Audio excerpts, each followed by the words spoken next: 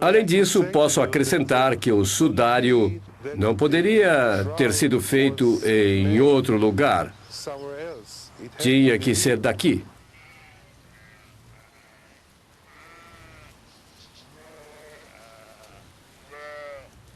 Se havia flores ao redor do corpo, com certeza haveria pólen também.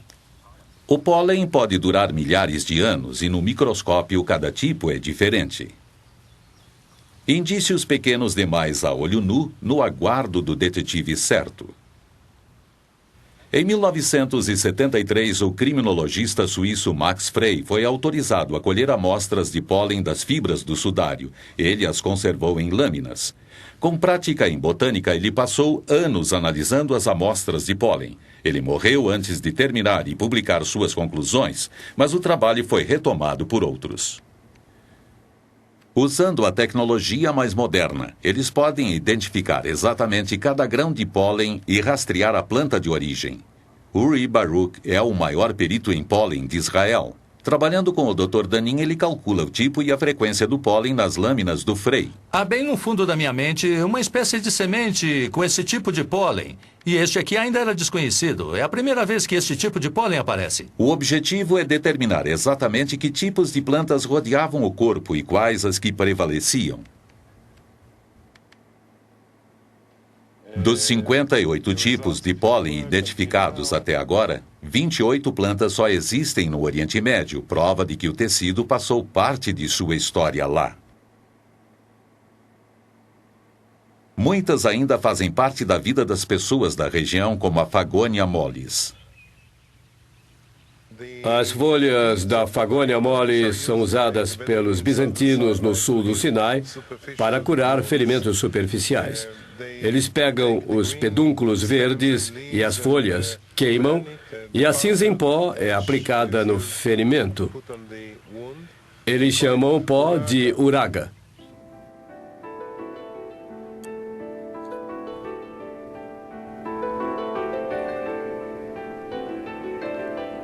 Ora, veja, temos aqui mais uma gundélia. As lâminas têm uma quantidade muito alta de uma planta chamada Gundelia tourneforte. Passe mais uma vez para mim.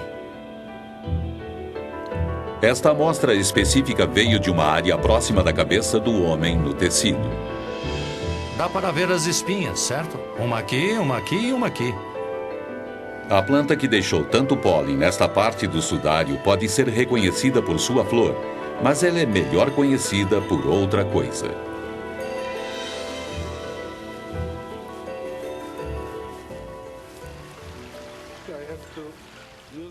Tenho que usar a faca porque a planta tem muitos espinhos. Esta é uma Gundelia tourneforte, a planta que tem a maior quantidade de grãos de pólen no sudário de Turim.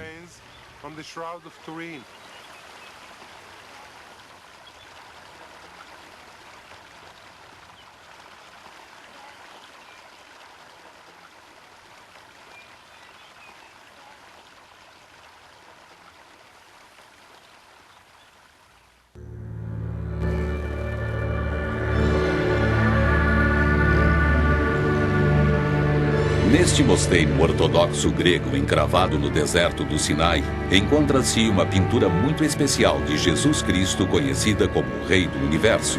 Muitos pesquisadores acreditam que ela foi pintada observando o sudário. A pintura é do século VI.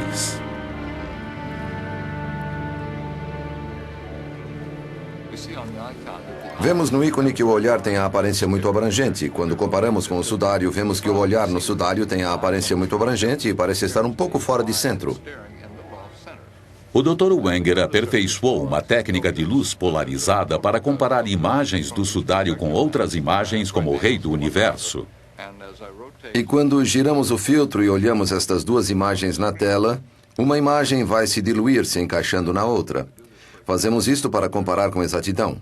No ícone podemos observar o que parece ser um rasgo descendo pelo rosto neste ponto. Aí, se projetarmos o sudário, vamos descobrir que há uma pequena mancha, eventualmente de sangue, descendo no mesmo local. Se passarmos para a ponta do nariz no ícone e aí voltarmos para o sudário, observamos que a configuração do nariz é exatamente a mesma. Observando os lábios do ícone, notamos que aparentemente eles apresentam rachaduras. E ao olharmos o detalhe no sudário, notamos que todas estas marcas são visíveis no sudário.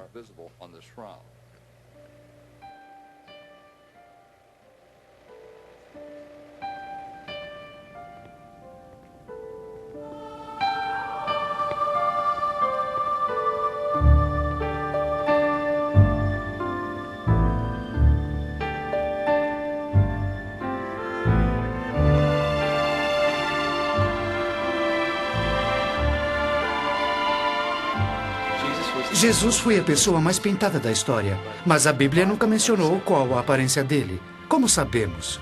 Como sabemos que ele tinha barba? Como sabemos que ele tinha cabelo comprido? De onde os artistas tiraram o modelo? Historiador da arte Jack Riley fez um estudo do rosto de Jesus nas pinturas. Existe uma fonte comum para esta imagem que todos conhecemos. Cada artista tem sua própria visão do homem sofredor, triunfante, o redentor, o humilde. Mas os artistas no decorrer dos séculos se mantiveram dentro de alguns parâmetros, o que nos permite reconhecer o homem como sendo Jesus. Quais são as bases e de onde elas vieram? Riley e muitos outros pesquisadores acreditam que havia um protótipo de Jesus que fixou as diretrizes há séculos. A procura deste protótipo levou os pesquisadores de volta aos primeiros séculos após a morte de Jesus. Como um artista passaria desta imagem para esta imagem, onde temos barba, sem barba, o cabelo caindo, dividido no meio dos dois lados, e não aqui? Este Jesus parece um deus romano. Foi pintado de maneira jovem. Ele não tem as mesmas características. A pergunta é, o que está faltando?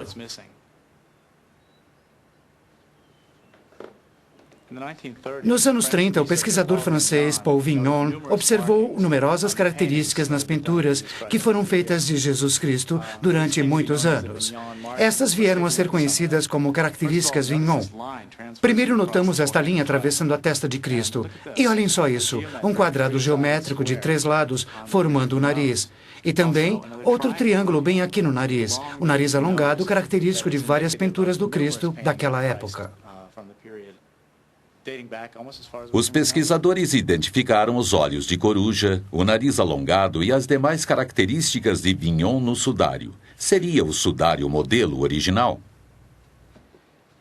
Temos aqui algumas reproduções de pinturas do século XI e XII, nas quais vocês vão notar estas características geométricas. Primeiro, bem aqui acima do nariz, dá para ver aquele estranho quadrado em forma de U, com 3 lados. Os olhos de coruja, o nariz alongado é típico. Observem as 2 mechas compridas de cabelo sobre a testa. Em todas as 4 imagens, em todas se vê mechas de cabelo. Não apenas uma, mas na verdade sempre 2 mechas de cabelo. Todas estas características, todos estes pontos congruentes me levam a acreditar que alguma coisa influenciou estes artistas.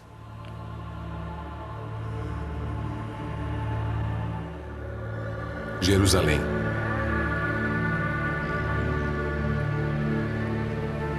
Se o sudário é a mortalha de Jesus, ele começou sua jornada aqui, onde Jesus morreu. Na cidade moderna de Jerusalém, o passado ainda está vivo. Muitos costumes ainda refletem o mundo antigo.